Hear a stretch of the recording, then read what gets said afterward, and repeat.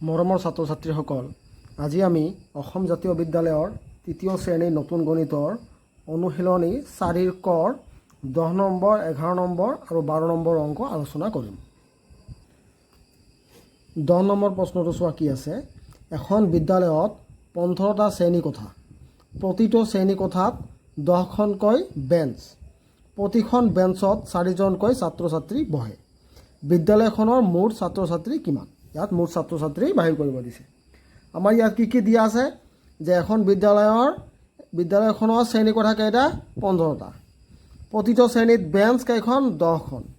প্ৰতিটো বেঞ্চত ছাত্ৰ ছাত্ৰী বহে কিমানজনকৈ? 4জনকৈ। এনেকৈ লিখিলোঁ। তেনেহ'লে প্ৰথম আমি বাহিৰ কৰিম কি যে বিদ্যালয়খনত মুঠ বেঞ্চ কেইখন। আমি কি কৰিম? লিখিম যে অতএব বিদ্যালয়খনত থকা মুঠ বেঞ্চ সমান 15 পূৰণ 10। কিমান হ'ব? 15 পূৰণ 10 কৰিলে 150। 150 কেনেকৈ কৰিলোঁ? ধৰি লোৱা তুমি 10ৰ শূন্যটো নাই, কি থাকিল? 1। ইপিনে কি থাকিল? 15। 15 1 গুণ কিমান? 15। শূন্যটো লগাই দিলোঁ। বুজি পাইছা তোমালোকে? এনেকৈ কৰিলে তোমালোকৰ সহজ হ'ব। তাৰপিছত লিখিম যে অতএব বিদ্যালয়খনত থকা মুঠ ছাত্ৰ ছাত্ৰী। এতিয়া মুঠ ছাত্ৰ ছাত্ৰী আমাৰ কি দিয়া আছে? বেঞ্চ দিয়া আছে। কেইখন বেঞ্চ কিমান বাহিৰ কৰিলোঁ আমি? 150টা বেঞ্চ। এখন বেঞ্চত কেইজনকৈ বহে? 4জনকৈ। তেনেকৈ কি কৰিম?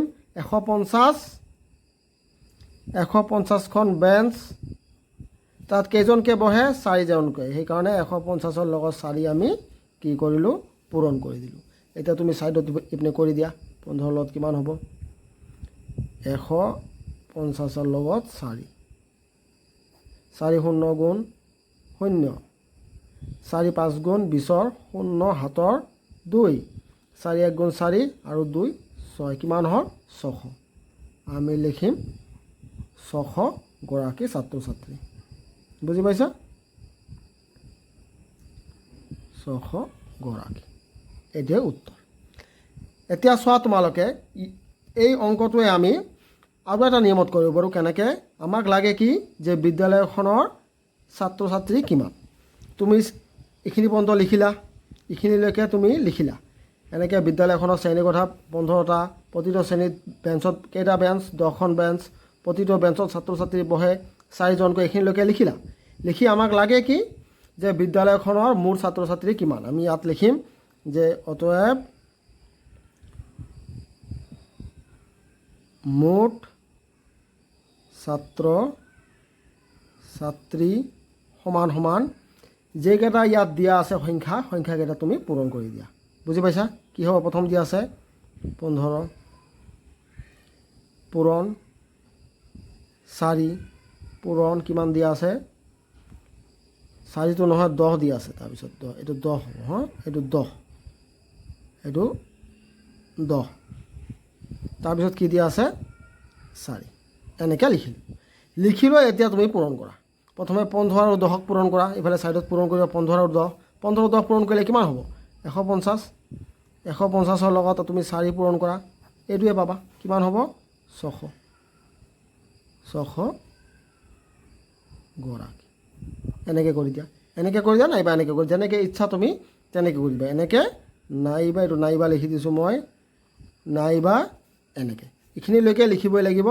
তাৰপিছত তুমি এনেকৈ লিখা, নাইবা চিধা এনেকৈ কৰি দিয়া, তোমাৰ ইচ্ছা। বুজি পাইছা? 11 নম্বৰটো চোৱা কি আছে। এটা পেকেটত 8খনকৈ বিস্কুট আছে। এটা বাকচত 12টা পেকেট ধৰে। এখন দোকানত 10টা বাকচ আছে। দোকানখনত মুঠতে কিমানখন বিস্কুট আছে? বুজি পাইছা? এইটো আগৰ নিচিনা। তুমি প্ৰথমে লিখি ল'বা যে এটা পেকেটত বিস্কুট সমান কেইখন থাকে? 8খন। তাৰপিছত এটা বাকচত পেকেট থাকে কেইটা? এইটো 12টা। এনেকৈ লিখি ল'লা 12টা। হৈছে? তাৰপিছত এখন দোকানত বাকচ থাকে। কেইটা বাকচ থাকে? 10টা। আমি 10টা লিখি দিম। তাৰপিছত কি কৰিম যে এটা বাকচত বিস্কুট আছে। এটা বাকচত কেইটা বিস্কুট আছে? এটা বাকচত কেইটা বিস্কুট আছে? কেনেকৈ কৰিম? এটা পেকেটত কেইখন থাকে? 8খন। বুজি পাইছা?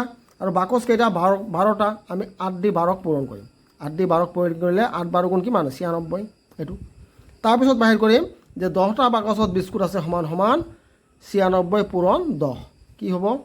এইটো পূৰণ কৰিলে তোমাক পূৰণ পাতি কৰিব নালাগে। তুমি ধৰি লোৱা শূন্যটো নাই, কি থাকিল 1 96 1 গুণ 96 একৰ লগত যিকোনো সংখ্যা পূৰণ কৰিলে সংখ্যাদ্বয় হয় 96 1 গুণ 96 ইয়াত শূন্য এটা লগাই দিলা ইমানখন এইটোৱে তোমালোকৰ উত্তৰ বুজি পাইছা আৰু নাইবা দি তুমি কি কৰিব পাৰা এইখিনিলৈকে লিখিলা লিখি অতএব লিখিলা যে অতএব দোকানখনত বিস্কুট আছে সমান সমান কেইটা তুমি লিখিলা যে অতএব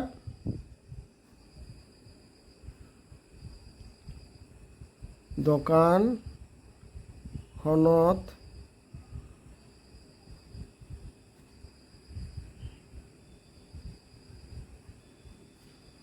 বিস্কুট আছে সমান সমান কি কৰিলা তুমি পূৰণ দিলা 8 পূৰণ 10 পূৰণ কিমান আছে 8 পূৰণ 10 নহয় 8 পূৰণ 12 8 পূৰণ 12 পূৰণ 10 বুজি পাইছা 8 পূৰণ 12 পূৰণ 10 এনেকৈ লিখি তুমি পূৰণ কৰিবা পূৰণ কৰি চাবা তোমালোকে পূৰণ কৰিলে কি পাবা এইটোৱে পাবা 960 এইটো তুমি এনেকৈ কৰা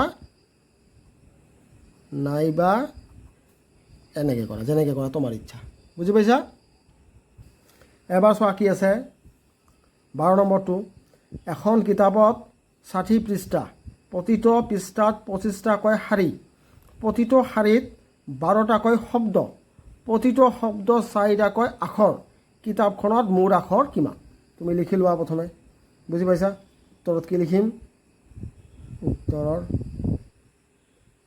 উত্তৰ কি লিখিম যে কিতাপখনত পৃষ্ঠা কিমান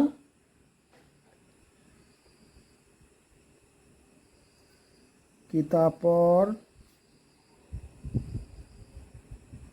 পৃষ্ঠা সমান সমান কিমান 60খন পৃষ্ঠা প্ৰতিটো পৃষ্ঠাত 25টাকৈ শাৰী কেইটা আছে শাৰী সমান সমান 25টা বুজি পাইছা তাৰপিছত কি আছে প্ৰতিটো শাৰীত 12টাকৈ শব্দ তেতিয়া শব্দ কেইটা শব্দ সমান সমান কেইটা 12টা বুজি পাইছা প্ৰতিটো শব্দ 4টাকৈ আখৰ তেনেহ'লে কি লিখিম যে আখৰ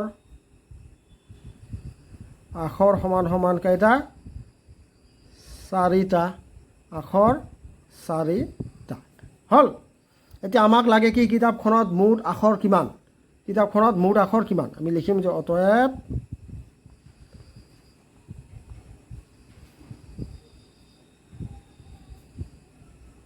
কিতাপখনত মুঠ আখৰ সমান সমান কি কৰিম আমি কেইটা পূৰণ কৰি দিম বুজি পাইছা তোমাক নাইবা যিটো দেখুৱাই দিছোঁ এনেকৈ কৰি দিয়া 60 পূৰণ কিমান হ'ব 25 পূৰণ 12 পূৰণ 4 হ'ল এনেকৈ কৰি দিলা এতিয়া তুমি পূৰণ কৰি চোৱা প্ৰথমে 60ৰ লগত 25 পূৰণ কৰি চোৱা কিমান হ'ব 60 আৰু 25 পূৰণ কৰা ইয়াত 60ৰ লগত 25 পূৰণ কৰিলে কি পাম 0 5 6 গুণ 30 হ'ল এবাৰ 2 এইটো পূৰণ কৰিলে 0 6 2 গুণ 12 বুজি পাইছা 0 0 5 1 কিমান পালোঁ 1 5 0 0 পূৰণ কি থাকিল 12 পূৰণ কি থাকিল 4 এইটো পালা এইবাৰ চোৱা এই 1500 লগত কি কৰিম 12 তুমি কি কৰিবা ইয়াত কি আছে 0 আছে দুটা ধৰি লোৱা 0 দুটা নাই কি থাকিল তেনেহ'লে 15 আমি ইয়াৰ চাইডত লিখি ল'ম 15 ইয়াত লিখি লোৱা তুমি 15 লগত কি পূৰণ কৰিম 12 এইটো পূৰণ কৰা পূৰণ কৰিলে কি হ'ব 5 2 গুণ 10 0 হাতৰ 1 2 1 গুণ 2 1 3 তাৰপিছত 1 দি 15 কৰিলে কিমান 15 0 8 1 এইটো পালোঁ কিমান পালোঁ 1 8 0 হ'ল এবাৰ চোৱা এইখিনি হ'ল নেকি 180 হ'ল নেকি 180 লিখিলে ভুল হ'ব ইয়াত কি আছে আৰু দুটা শূন্য আছে নাই এই শূন্য দুটা আমি ইয়াত লগাই দিম এটা দুটা থাকিল কি 4 এইবাৰ চোৱা এইবাৰ কি আহে তিনিটা শূন্য তুমি এই তিনিটা শূন্য বাদ দিয়া তিনিটা শূন্য বাদ দিলে কি থাকিল ধৰি লোৱা তিনিটা শূন্য নাই কি থাকিল 18 লিখি লোৱা 18 ইফালে থাকিল 4 18 গুণ কি হ'ব পূৰণ কৰা কিমান 4 18 গুণ 72 তেনেহ'লে কি পালোঁ 72 শূন্য কেইটা থাকিল এটা দুটা তিনিটা এটা দুটা তিনিটা এইটোৱে তোমালোকৰ উত্তৰ বুজি পাইছা তোমালোকে মোৰ ভিডিঅ'বিলাক চাবৰ কাৰণে মোৰ চেনেলটো ছাবস্ক্ৰাইব কৰি দিবা আৰু তোমাৰ বন্ধু বান্ধৱীৰ মাজত মোৰ চেনেলটো শ্বেয়াৰ কৰিবা ধন্যবাদ